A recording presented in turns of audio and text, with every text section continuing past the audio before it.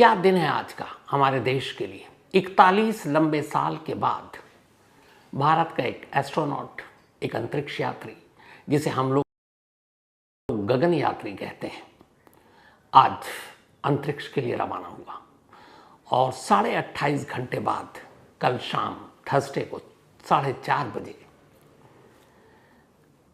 हमारा ये गगन यात्री शुभांशु शुक्ला राकेश शर्मा के बाद स्पेस में पहुंचने वाले दूसरे एस्ट्रोनॉट होंगे।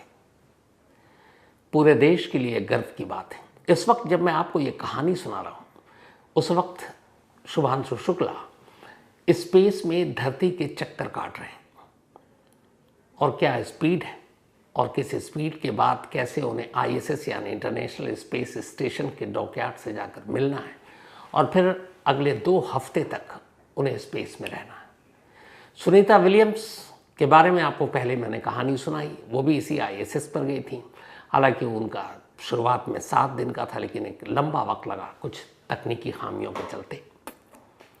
तकनीकी खामी इस बार भी देरी की वजह बनी, वरना शुभांशु शुक्ला को इससे पहले ही स्पेस पर पहुंच जाना था। लेकिन आज दोपहर के ठीक 12:01 पर फ्लोरिडा में नासा के कैनेडी स्पेस सेंटर से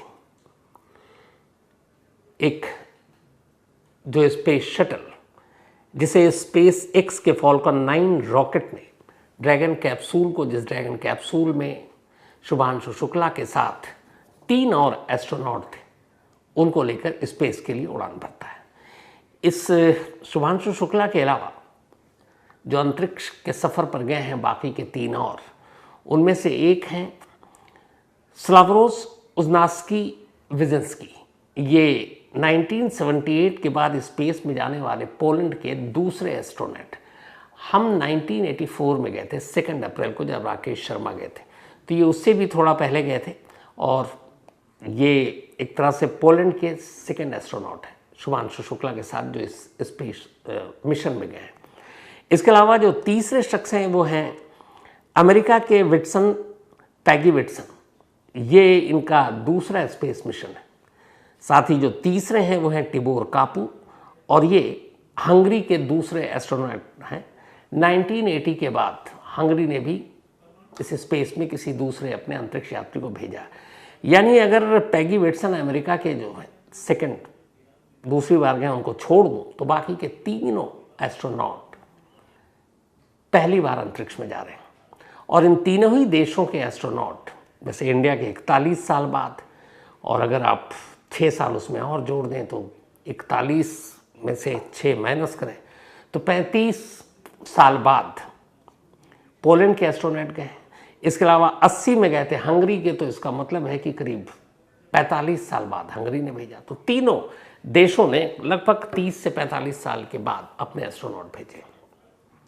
आज दोपहर का वो वक्त था, वो समय जिस पर हर भारतीय की नज़र थी।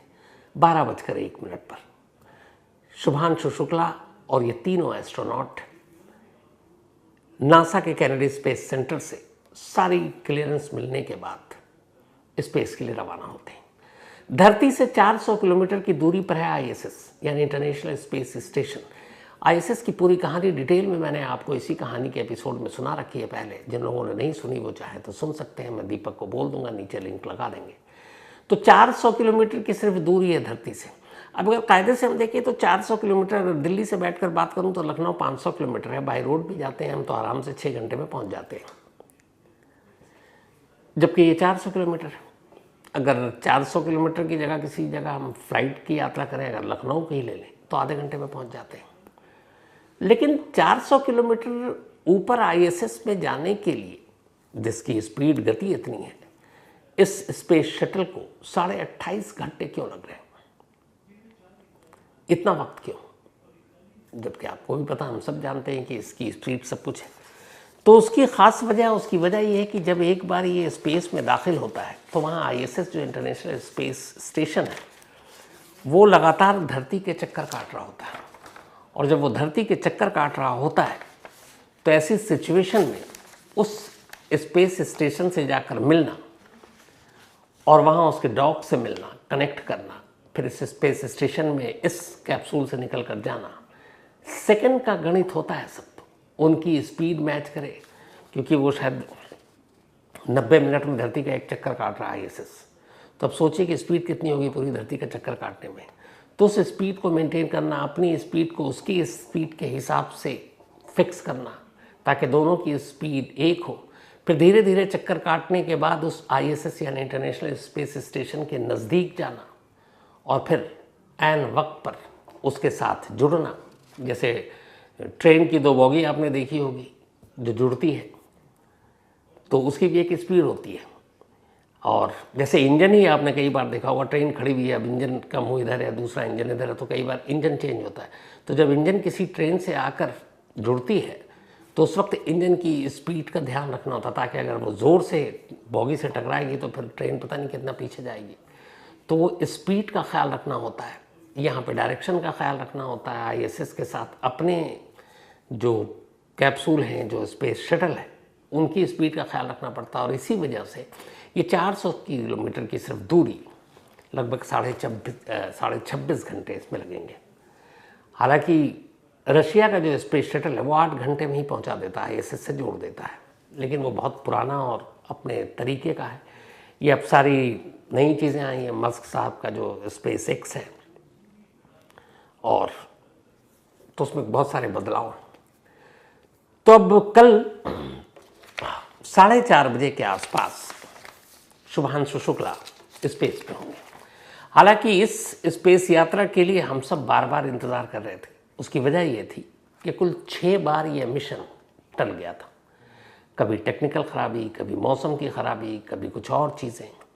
सबसे पहली बार 29 मई को जाना था शुभांशु शुक्ला और बाकी तीनों एस्ट्रोनॉट को इंटरनेशनल स्पेस स्टेशन पर, लेकिन 29 मई को ड्रैगन स्पेस क्राफ्ट पूरी तरह से तैयार नहीं, उसके कुछ लॉन्चिंग टाल दी गई, थोड़ी सी टेक्निकल दिक्कत थी। दूसरी तारीख 29 मई के बाद तय की गई 8 जून की। 8 जून को शेड्यूल किया गया, लेकिन तब रॉकेट लॉन्च के लिए तैयार नहीं था, उसमें कुछ इशू आ गया। दिन तारीख 2 दिन बाद की तय की गई 10 जून को। 10 जून को फिर से मौसम ख़राब हो गया और मौसम ख़राब होने की वजह से इसकी लॉन्चिंग रोक दी गई। उसके बाद नेक्स्ट डे 11 जून की अगली तारीख फिक्स की गई इस स्पेस यात्रा के लिए, लेकिन इस बार भी थोड़ी सी दिक्कत आई, ऑक्सीजन लीक हो गई कैप्सूल में, इसलिए इसको टाल दिया गया। फिर तारीख तय की गई अगली 19 जून को।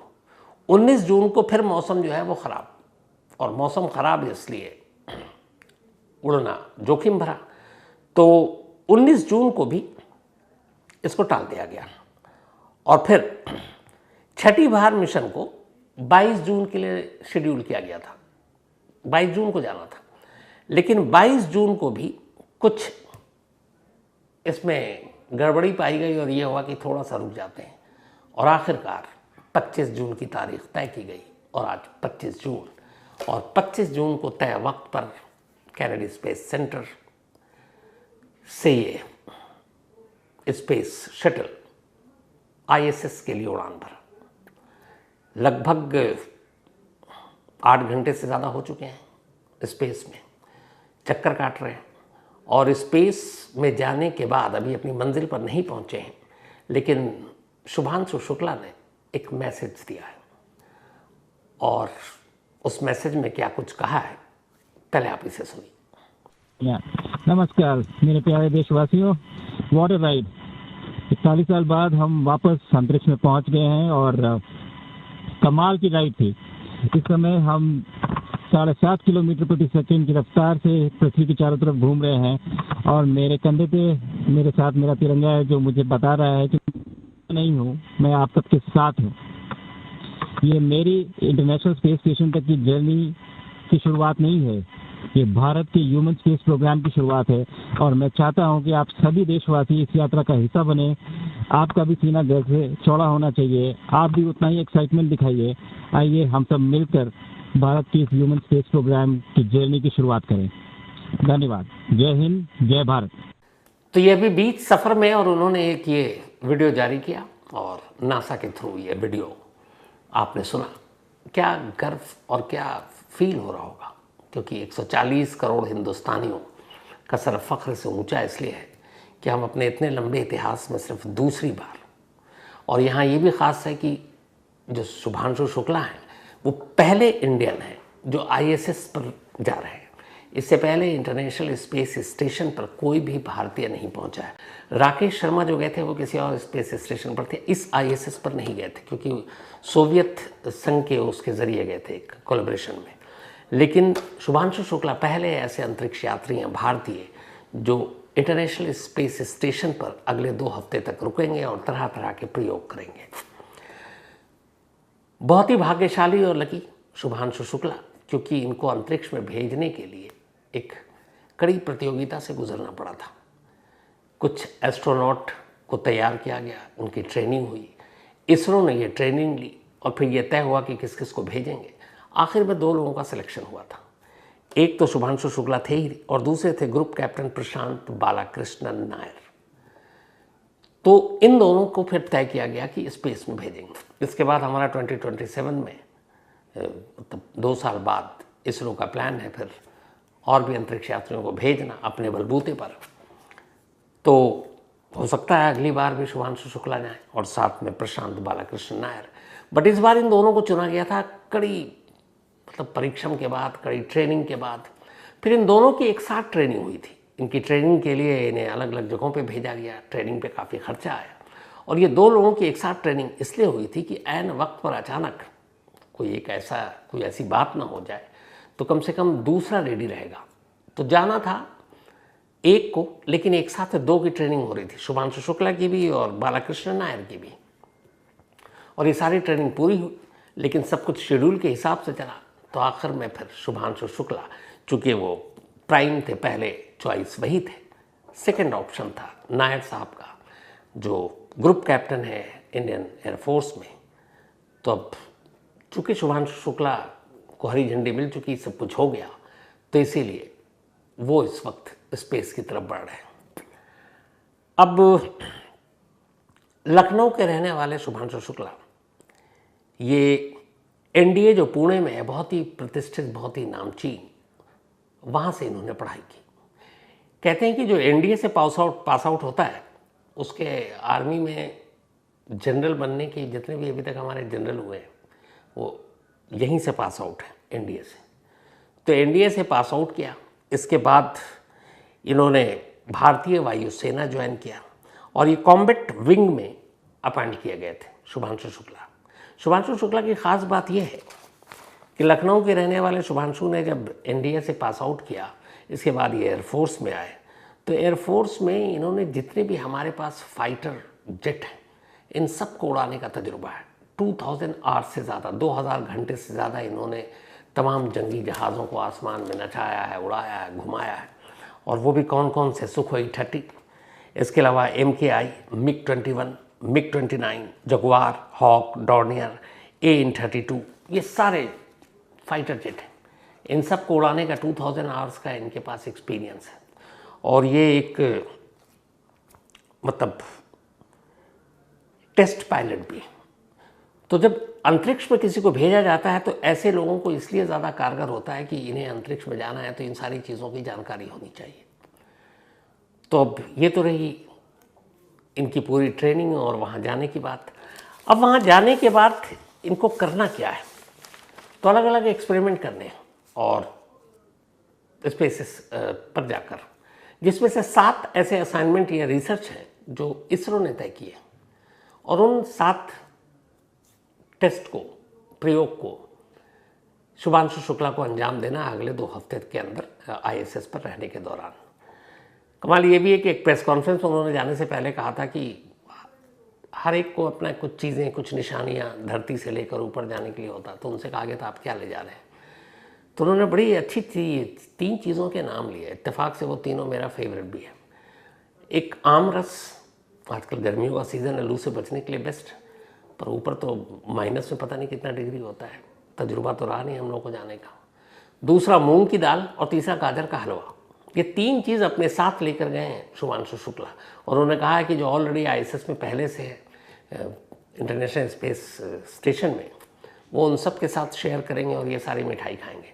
तो 2 मिठाई है, मूंग की दाल का हलवा और गाजर का हलवा, और साथ में आम रस है। सीज़न के हिसाब से बहुत अच्छा उन्होंने सिलेक्शन किया है। और अब वो इस वक्त रास्ते में पहुंचेंगे। लेकिन अब आपको बताता हूं कि ये जो सफ़र है स्पेस का, हम लोग ट्रेन से प्लेन से सफ़र करते हैं, रिजर्वेशन कराते हैं, टिकट बुक कराते हैं, इंटरनेशनल ट्रैवल हो डोमेस्टिक ट्रैवल हो, टिकट लगते हैं, पैसे लगते हैं। चूंकि ये जो सफ़र है इस बार का ISS तक जाने का, इसको अंजाम दिया है एक प्राइवेट कंपनी ने, और इसमें मस्क साहब की भी कंपनी है और फिर नासा के साथ भी जो एक्सियोम स्पेस कंपनी है, ये एक प्राइवेट कंपनी है। और आजकल ये एरोस्पेस कंपनी काफ़ी तेज़ी से बढ़ रहा है। इनका अपना इरादा है वहाँ पर ISS की जगह पर स्पेस स्टेशन बनाना, क्योंकि ISS की भी उम्र अब लगभग कुछ वक्त के बाद ख़त्म हो जाएगी, इंटरनेशनल स्पेस स्टेशन, फिर उसे डिसमेंटल कर दिया जाएगा। तो जो भी अंतरिक्ष यात्री जाएंगे, जैसे मैंने भी पहले कहा, तो वो अंतरिक्ष में कहाँ ठहरेंगे? तो जैसे हम लोग कहीं ट्रैवल करते हैं तो किसी होटल में, लॉज में, सराय में, धर्मशाला में रुकते हैं, तो वैसे ही अंतरिक्ष यात्रियों के लिए भी वहाँ एक तरह का होटल है जिसको हम स्पेस स्टेशन कहते हैं। तो ISS की उम्र ख़त्म होने जा रही है। तो ये जो एक्सियोम स्पेस कंपनी है, ये प्राइवेट स्टेशन बनाना चाहती है वहाँ पर। तो इस बार जो गए हैं ये लोग वहाँ पे, ये एक दूसरा स्पेस स्टेशन बनाने पे भी रिसर्च कर रहे हैं कि कैसे क्या होगा। तो अब ये चूँकि एक प्राइवेट कंपनी है, तो स्पेस पे जो ले जाएगी तो भैया पैसे तो लेगी। जिस स्पेस शटल से ये लोग गए हैं, ड्रैगन एक्स से 4 एस्ट्रोनॉट इसमें गए हैं, जिसको हम लोग गगन यात्री अब बोलते हैं। हर एक की फीस ली गई है, यानी पर सीट फीस है, रिजर्वेशन चार्ज। एक सीट की कीमत है 550 करोड़, 550 करोड़ रुपए, यानी 400 किलोमीटर का धरती से आकाश तक का वो सफ़र जो स्पेस में जाना है, और वहाँ 14 दिन रुकना है, और फिर वापसी भी आना है, रिटर्न टिकट है ये। तो उस पर 550 करोड़ रुपए का खर्च है, और ये खर्च भारत सरकार ने दिया। तो शुभांशु शुक्ला के इस एक मिशन पर जो 2 हफ्ते का है, 550 करोड़ रुपए खर्च हुआ है। फ्यूचर में जिस दिन इसरो, जब हम खुद अपने आप को भेजेंगे, तो आप सोचिए कि पैसे बचेंगे। 550 करोड़ रुपए एक सीट के लिए, अंदाज़ा लगाइए कितना होगा। अब ये तो 550 करोड़ रुपए, हालांकि ये 550 करोड़ रुपए में ट्रेनिंग और बाकी चीज़ों का भी सब कुछ खर्चा है। ये जो अब तस्वीर आप देख रहे हैं, जो पहन कर गए हैं स्पेस सूट, स्पेशल होता है वहाँ पे आप जाते हैं जब भी। इस स्पेस सूट की कीमत अंदाज़न आपके हिसाब से क्या होगा, जो एक एस्ट्रोनॉट पहन कर गया, ये जो शुभांशु शुक्ला ने पहना हुआ है? अंदाज़ा लगाइए कि कितने पैसे का होगा ये। करीब करीब 1500 करोड़ रुपए का है ये, 1500 करोड़। मतलब अगर हम ऐसे सोचें कि एक आदमी जो एक कपड़ा पहनता है, उसकी कीमत क्या होगी, हम लोग कितने का खरीदते होंगे? 2000, 3000, 4000, 5000, 10000, 15000, यही, इससे ज़्यादा क्या खरीदेंगे? 15,000 करोड़ का ये स्पेस सूट है जो शुभांशु शुक्ला और बाकी के एस्ट्रोनॉट तीनों पहन कर गए हैं। तो अगर चारों का जोड़ो तो 60,000 करोड़ रुपए तो सिर्फ इनके सूट के हैं। अब आप कहेंगे भैया ऐसा क्या है? अच्छा, जो आजकल एवरेज आ रहा है ना सूट, 10 मिलियन से 22 मिलियन डॉलर तक के स्पेस सूट आते हैं। वो जो टिकट बताई ना आपको एक पर्स के हिसाब से 550 करोड़ रुपए, ये उससे अलग है स्पेस सूट का खर्चा। अब असल में ये स्पेस सूट की खासियत ये होती है कि कहते हैं कि ये अपने आप में एक पूरा स्पेस शटल ही है। सिर्फ सूट एस्ट्रोनॉट को पहनने के लिए जो पहना कर भेजा जाता है, अपने आप में स्पेस शटल है। इस सूट की कीमत ये, मतलब खासियत ये है कि -150 डिग्री टेम्परेचर, -150। सोचिए इंसान का क्या होगा अगर उसको बिना कपड़े के खड़ा कर दे, देखते ही देखते चीथड़े उड़ जाएंगे। से लेकर 120 डिग्री टेम्परेचर, मतलब -150 तो ठंड में गए आप, और 120, यहाँ अभी 40-42 डिग्री टेम्परेचर दिल्ली में कुछ दिनों से है, आग लग गई, गर्मी से बेहाल। और उससे 3 गुना 120 डिग्री टेम्परेचर में एक शख्स स्पेस में हो तो उसकी क्या हालत होगी? बचेगा भी नहीं। ये स्पेस सूट, चाहे वो -150 डिग्री का टेम्परेचर हो, या 120 डिग्री का टेम्परेचर हो, कोई असर नहीं पड़ेगा, क्योंकि इसको बनाया डिज़ाइन ही इसीलिए किया गया क्योंकि आप धरती से एक अजीब माहौल में, एक अजीब जगह पर हैं जहाँ ग्रेविटी नहीं है, जहाँ कुछ नहीं है, तो आपको वहाँ पर रहना है।